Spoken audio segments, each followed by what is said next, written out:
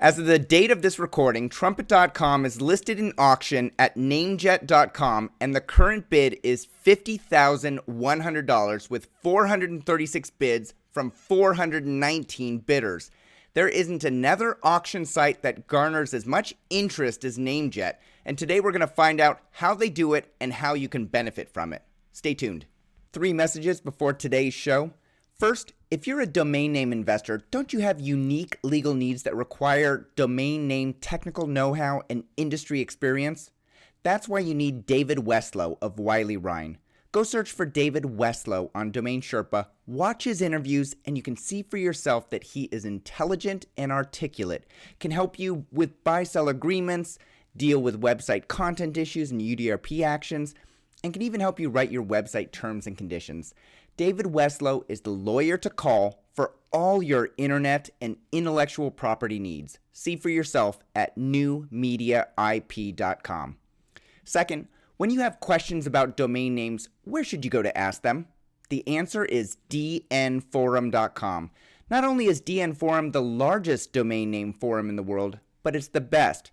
You can learn about domain names in the industry, buy and sell domain names, talk about domain name news, and meet other domainers just like yourself. Register for a free DN Forum account and begin advancing your skills and knowledge today. And when you do sign up, send me a friend request so we can connect. My ID is Domain Sherpa. Finally, whenever I'm thinking of buying or selling a domain name, the very first place I go is estibot.com. Their service provides quick and comprehensive information about the valuation and the critical factors that you need to know about, like other extensions that are reserved, recent sales, search volume, and cost per click rates on search engines. And if you haven't tried their lead generator service for domains you want to sell, you're missing one of the most powerful tools around. Those are the reasons I pay for the service every month. Here's your program.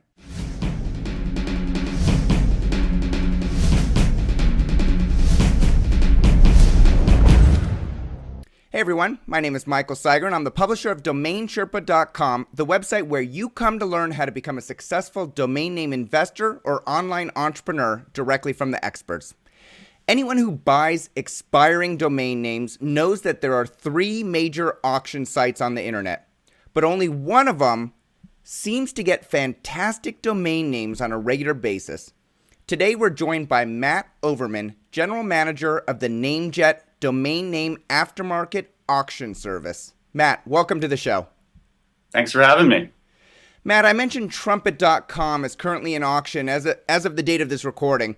It's likely to sell in the high 5 figures or 6 figures, given that most activity tends to happen in the last day. How does NameJet get so many quality domains in your auctions? Well, we've had great success from a wholesale marketplace. We've had a lot of very high prices, and that's garnered a lot of private selling interest as well. So in the last couple of years, we opened up that avenue and have solicited private inventory, and are constantly looking for the best names at the best prices. So based on that, we work with a number of sellers that do have inventory, and they're willing to run in auction at NameJet. Great, and we're going to talk about that private sale option, but you also have a fantastic amount of expiring domain names coming through your system. I've got an article on Domain Sherpa that I'll link to that lists some of your auction partners, such as DirectNick, Enom, Network Solutions. Is there a reason why you get such great dropping domain names as well? Yeah, well, you touched on it. We do have a fantastic list of exclusive registrar partners that provide the bulk of the inventory that's sold on NameJet.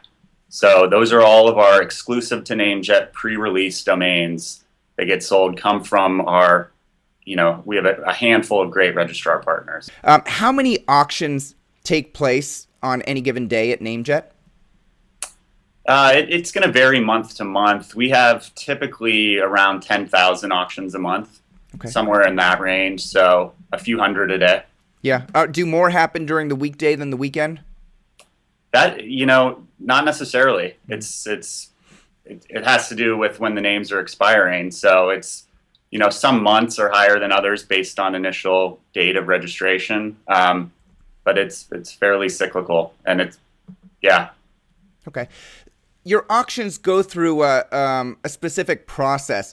For somebody that has never signed up for NameJet or created an account, can you walk them through what that process is at a really high level? Yeah, so we touched on it earlier. We have exclusive relationships with a number of registrars. When they're expiring from those registrars, we get them in what we call a pre-release status. Now, for those domains, we're the exclusive auction platform. They're listed for 35 days at NameJet, at which point at the end, there's a 3-day private auction. Anyone that places an order during those 35 days gets to join the 3-day auction. After that, any names that go without orders will end up getting deleted, and anyone that wants to go after the name in the drop can do so. So we also have great drop catching technology as well, and offer that service as well for a fee. We'll go out and use our registrar creds to try and secure a name for customers, and we refer to those as pending delete domains. Okay, that makes sense. So it's the pre-release coming from an auction partner. The pending delete status is for domain names that you go drop catch on behalf of your customers, and then once it goes from pre-release into auction, is the public auction always 3 days? Private auction. All of our auctions are 3 days. We've explored extending that, but yeah, all 3-day auctions, and they're private auctions. Public auctions are reserved for instances, unfortunately, where we may have a non-payment or we have to re-auction a name. We open it up and allow it. We allow all NameJet customers to join at that point. Okay, that makes sense. All right. And do all auctions end typically midday Pacific Standard Time in the United States? Mm-hmm. Mm-hmm. Yeah, we have different back order deadlines for pre-release and pending delete, but the auctions all typically end in that, like you said, that midday Pacific time. Okay. And NameJet happens to be based on the West Coast, so it's no coincidence. You're not going to have a good time for everyone when you have customers in every time zone. So yep, definitely. All right. I've personally used your service quite a few times. I've grabbed some great expiring domain names, but some of the best domain names, the single word generic domains, are often private auctions, not expiring domain name auctions. Is that generally correct? Well, we've had some fantastic expiring single word.com sales as well, into the 6 figures. But you're right that we've had a lot of success with private sales as well, and a lot of that has to do with the momentum of selling expiring names for a high price. So we have interest from sellers, in some cases that are also buyers, and they want to sell their names, and NameJet provides a good avenue for moving a name in a finite period of time. Yeah. What's the process if a domain name investor or just a domain name owner registrant wants to sell their domain name through your system? Well, right now it's not an open sales platform, so we evaluate it on a one-off basis. Mm-hmm. The best way is to contact NameJet through customer support, with your name, a good way to get a hold of you, some example domains, and when we have space available, and if the price and the quality is what we're looking for, then that's when we'll be interested in working together. Okay, so if somebody emails through your customer support form at namejet.com, you want to know their contact information, you want to know what domains they want to sell, and mm-hmm. Is there any other information that you need from them?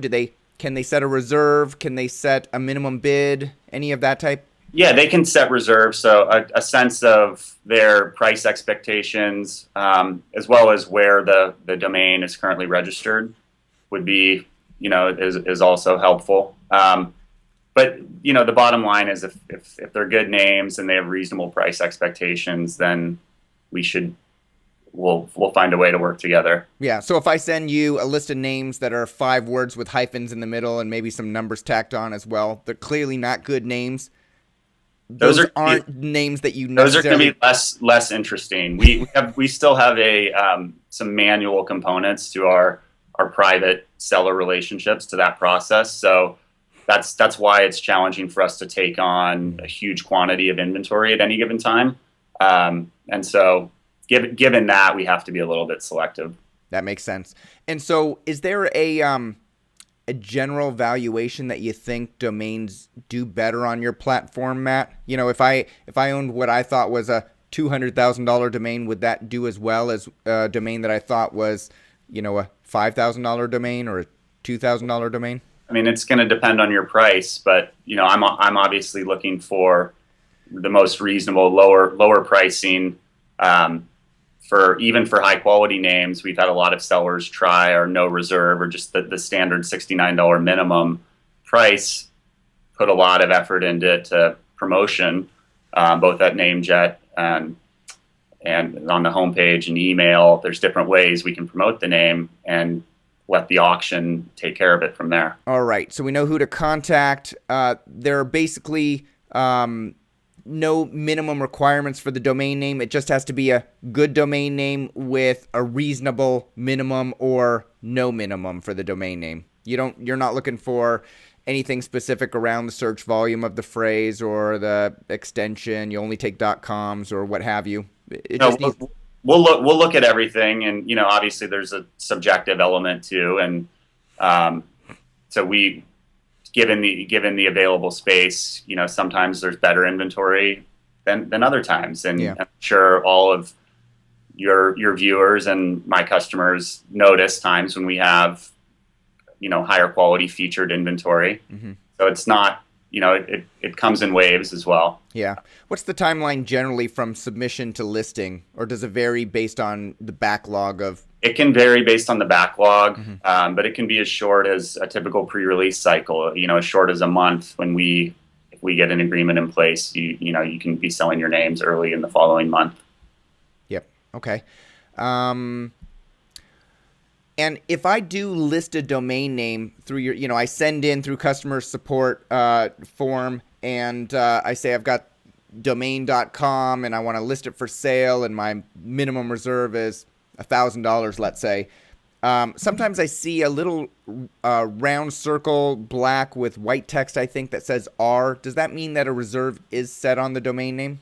Yes, and that's actually a recent addition that we've had to add a bit of transparency for the private selling process.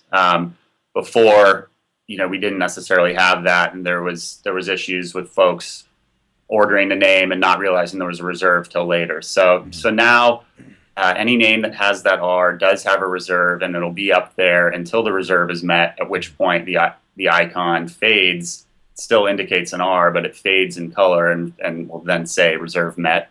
So you'll know when you've met the reserve, you'll know in advance which names do have reserves. Perfect. And when I sign into my control panel on NameJet, I see on the right-hand side two areas. I see upcoming auctions, and then I also see NameJet exclusives. Is the NameJet exclusives area those domains that are private sales? No, not necessarily. Exclusive to NameJet can be pre-release as well. Just anything that's from one of our partners. The only thing that couldn't be found in the NameJet exclusive are pending delete names. Okay, that makes sense. That are still available for back order, because at that point we'll have to go out and compete to get them in the draw. Cool.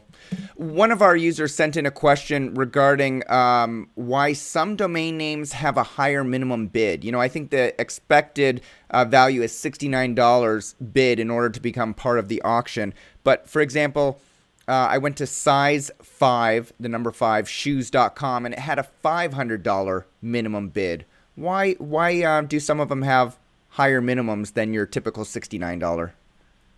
Well, we give all of our sellers the ability to price their own inventory, and this is nothing new. It's the same for private sellers as registrars, and so that's always been the case. Mm-hmm. We're allowing back orders below the minimum. That's a recent change. So if you order it at $69 and the minimum's higher, you'll still be entered into the auction. but it obviously won't sell unless you hit the minimum. Right. That's a recent change, but we've always given registrars, they have control to price their own inventory. We're just the auction platform. Got it. Any marketplace is prone to non-paying bidders or non-paying winners of an auction. What do you do when this happens at NameJet? Well, we don't allow them back. We do our best to prevent them from ever participating in a NameJet auction again. And obviously that's something we take seriously and are trying our best on a daily basis to get to a point where we have a minimum number of non-payment issues. Working to strengthen our verification process for verified bidders.